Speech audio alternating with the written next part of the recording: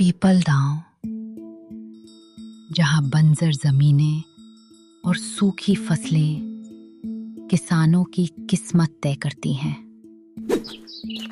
इसी गांव में रहते हैं रामू और शांति, जिनकी सुबह खेतों के पसीने से शुरू होती है और रातें कर्जे की चिंता में कटती हैं। और इनकी इस मजबूरी का मजा लूटता है गांव का सबसे लालची जमींदार लाला धनीराम और उसका नंबर 1 चापलूस चमचा चमन। लेकिन इस लालची लाला को नहीं पता था कि रामू के घर में एक ऐसा तूफान पल रहा है, उसका 18 साल का होशियार बेटा सूरज, जिसके पास कर्जा चुकाने के पैसे भले ही ना हो, लेकिन एक कबाड़ का लैपटॉप और एक मास्टरमाइंड दिमाग जरूर है। तभी लैपटॉप की स्क्रीन पर एक मैसेज दिखाई देता है। Funds received 5 crores। लेकिन एक गरीब किसान के बेटे के पास ये पैसा कहां से आया? क्या ये कोई जादू था या फिर एक ऐसी मेहनत जिसने पूरे गांव की किस्मत बदल कर रख दी? आइए देखते हैं। इस बार भी बारिश ने धोखा दे दिया। फसल तो सूखी लकड़ी बन गई है। समझ नहीं आ रहा कि 2 वक्त की रोटी का इंतजाम कैसे होगा। आप हिम्मत मत हारिए जी, भगवान कोई ना कोई रास्ता जरूर निकालेगा। मुझे तो बस हमारे सूरज की चिंता है। उसकी कॉलेज की फीस भरने की आखिरी तारीख आ गई है। मैं अपने बेटे की पढ़ाई नहीं रुकने दूंगा। मुझे लाला धनीराम के पास जाना ही होगा। रामू एक बेहद ईमानदार और मेहनती किसान था, लेकिन किस्मत की मार और मौसम की बेरुखी ने उसकी कमर तोड़ दी थी। अपने बेटे के भविष्य के लिए वो उस इंसान के पास जाने को मजबूर था जिससे पूरा गांव कांपता था।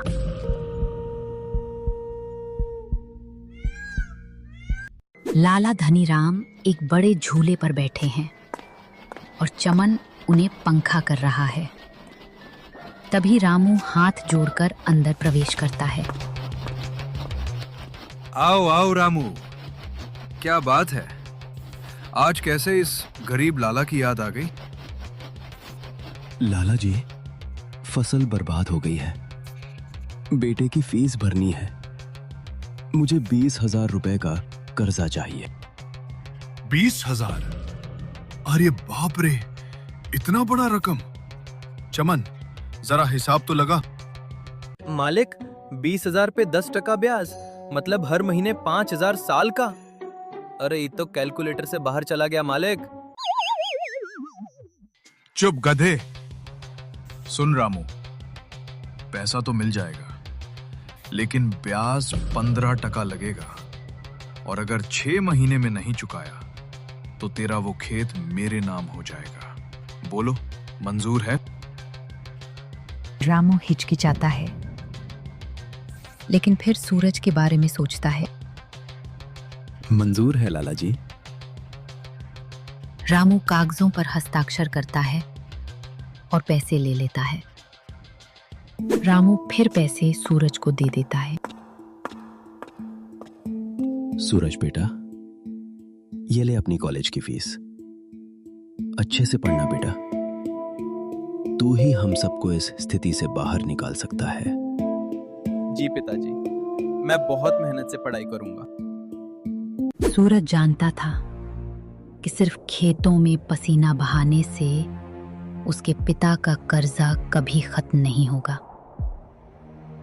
कॉलेज से लौटते वक्त कबाड़ बाजार के उस ढेर में जहां लोग अपनी बेकार चीजें फेंक देते हैं, वहीं सूरज की नजर एक ऐसी चीज पर पड़ी जिसने सब कुछ बदल दिया। किसी शहर वाले का फेंका हुआ वो टूटा फूटा लैपटॉप कबाड़ी वाले के लिए सिर्फ एक कचरा था, लेकिन सूरज के लिए ये करोड़ों के सपने की पहली सीढ़ी थी। अरे भैया, ये लैपटॉप फेंक क्यों रहे हो? अरे बाबू, कबाड़ है। इसका स्क्रीन आधा टूटा है और बैटरी खराब है। शहर के एक बाबू ने फेंक दिया। भैया, ये मुझे दे दो। कितने पैसे लोगे? 500 रुपए दे दे और ले जा अपना लैपटॉप। सूरज अपने बचाए हुए खाने के पैसों से वो लैपटॉप खरीद लेता है। कबाड़ से लाया वो टूटा हुआ लैपटॉप अब सूरज की पूरी दुनिया बन चुका था। उसने उस लैपटॉप को जुगाड़ लगाकर ठीक कर लिया।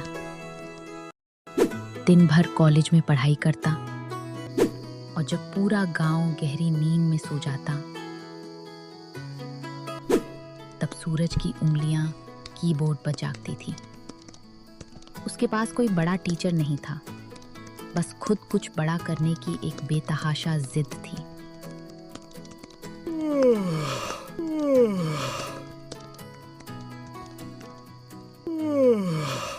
सूरज, रात के 2 बज गए हैं बेटा। अब इस डिब्बे को बंद कर और सो जा। कल सुबह कॉलेज भी जाना है तुझे। ये कबाड़ तेरा पेट नहीं भरेगा बेटा। बाबूजी, बस थोड़ा सा और। ये कबाड़ नहीं, हमारी गरीबी मिटाने की चाबी है। लाला धनीराम के चंगुल से निकलने का यही एक रास्ता है।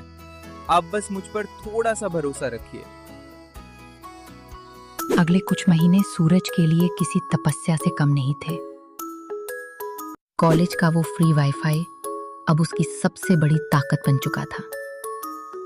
जहां दुनिया YouTube पर सिर्फ मनोरंजन ढूंढती है, वहीं सूरज दिन के उजाले में YouTube पर ट्यूटोरियल्स देखकर कोडिंग और ऐप बनाने की बारीकियां सीखता। बिना किसी स्कूल या महंगे गुरु के, बस YouTube की मदद से एक गरीब किसान का बेटा अब एक टेक मास्टरमाइंड बन रहा था।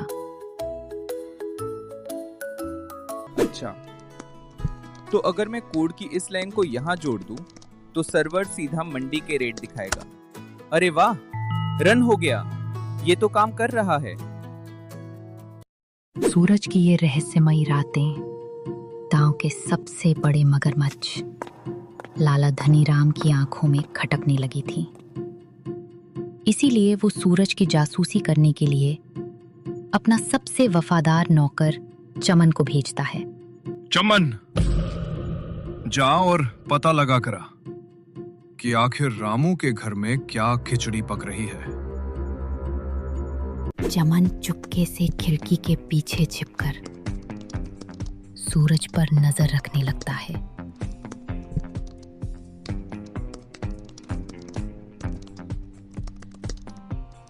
ये लल्ला का बेटा पक्का कोई काला जादू कर रहा है। देखिए कैसे चमकती हुई स्लेट पर उंगलियां नचा रहा है। अभी जाकर मालिक को बताता हूँ। चमन भागता हुआ लाला के पास आता है। मालिक, मालिक, अनर्थ हो गया। हम पक्का बता रहे हैं। ललवा का छोरा रात भर उस चमकते हुए संदूक के सामने बैठकर मंत्र पढ़ता है। कौन सा मंत्र बे? अकल के अंधे। अरे मालिक, हम खिड़की से सुने थे। वो कह रहा था जावा, पाइथन, C++। पक्का किसी विदेशी भूतनी का नाम है मालिक। वो भूतनी बुलाकर हमारा पैसा हड़पना चाहता है। चुप कर गधे। भूतनी नहीं, मुझे तो लगता है रामू को खेत में कोई गड़ा हुआ खजाना मिल गया है और ये दोनों बाप बेटे रात में छुप छुप कर गिनते हैं। मेरा 15% ब्याज खतरे में है। कल ही रामू की खबर लेता हूं। उधर सूरज ने अपनी महीनों की नींद कुर्बान करके अपना हथियार तैयार कर लिया था। एक ऐसी मोबाइल ऐप जो गांव के भोले भाले किसानों की किस्मत बदलने वाली थी। ओ काका, जरा इधर आइए, अपना फावड़ा छोड़कर। क्या हुआ सूरज बेटा? बड़ा उछल रहा है आज। काका, आपने अपनी गोभी की फसल किस भाव में बेची लाला धनीराम को? अरे क्या बताऊं बेटा, 5 रुपए किलो में दे दी। लाला कहता है शहर के बाजार में बहुत मंदी चल रही है। अब जरा ये देखिए काका, इस लाल वाले बटन को दबाइए और बोलिए गोभी। गोभी? शहर की मुख्य मंडी में आज गोभी का भाव है 25 रुपए प्रति किलो। क्या आप अपनी फसल सीधा शहर के व्यापारी को बेचना चाहेंगे? क्या 25 रुपए? बेटा, ये फोन सच बोल रहा है क्या? अरे ये लाला तो हमें दिन दहाड़े लूट रहा है। सूरज बेटा, ये क्या तुमने कोई जादू किया है? जादू नहीं काका, ये टेक्नोलॉजी है। मैंने ये ऐप बनाई है किसान मित्र। अब हमें लाला के आगे हाथ फैलाने की जरूरत नहीं। शहर के व्यापारी सीधे गांव में ट्रक लेकर आएंगे और आपकी फसल लेकर जाएंगे और आपका पूरा पैसा मिलेगा। गांव के लिए ये किसी चमत्कार से कम नहीं था, लेकिन एक बड़ी परेशानी अभी भी सूरज के सामने चट्टान बनकर खड़ी थी। इस ऐप को पूरे गांव के मोबाइल तक पहुंचाने और चालू रखने के लिए बड़े सर्वर्स और बहुत सारे पैसों की जरूरत थी। और तभी लाला का कहर रामू पर टूट पड़ा। रामू, तेरा लौंडा रात भर क्या करता रहता है? मुझे मेरा पैसा अगले हफ्ते चाहिए, वरना तेरा खेत गया।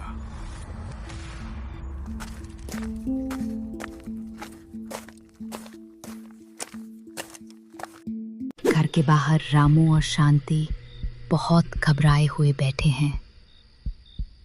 तभी सूरज आता है। बेटा, लाला आया था। उसने तेरे बाबूजी को आखिरी चेतावनी दे दी है। अगले हफ्ते तक अगर उसके 20,000 रुपए और ब्याज नहीं दिया तो वो हमारा ये खेत कब्जा लेगा। हम सड़क पर आ जाएंगे बेटा। कहा था मैंने, कहा था इस लैपटॉप के डिब्बे से कुछ नहीं होगा। हमने सब खो दिया सूरज। कुछ नहीं खोया है बाबूजी। मैंने चुपके से इंटरनेट पर अपनी इस ऐप को नेशनल एग्रीटेक स्टार्टअप कंपटीशन में भेजा था और मुझे शहर से उनका ईमेल भी आया है। ईमेल? वो क्या होता है बेटा? कौन सा कंपटीशन? बुलावा आया है बाबूजी। कल ऑनलाइन वीडियो कॉल पर शहर के बड़े बड़े जज और इन्वेस्टर्स के सामने मुझे अपनी ऐप दिखानी है। अगर उन्हें हमारा ये आइडिया पसंद आ गया तो वो हमारी इस ऐप के लिए फंड देंगे पूरे 5 करोड़ रुपए। 5 करोड़ बाबूजी। 5 करोड़ का नाम सुनते ही जैसे रामू और शांति की सांसें अटक गईं। एक गरीब किसान के लिए 5 लाख भी बहुत बड़ी रकम होती है। ये तो फिर भी 5 करोड़ थे।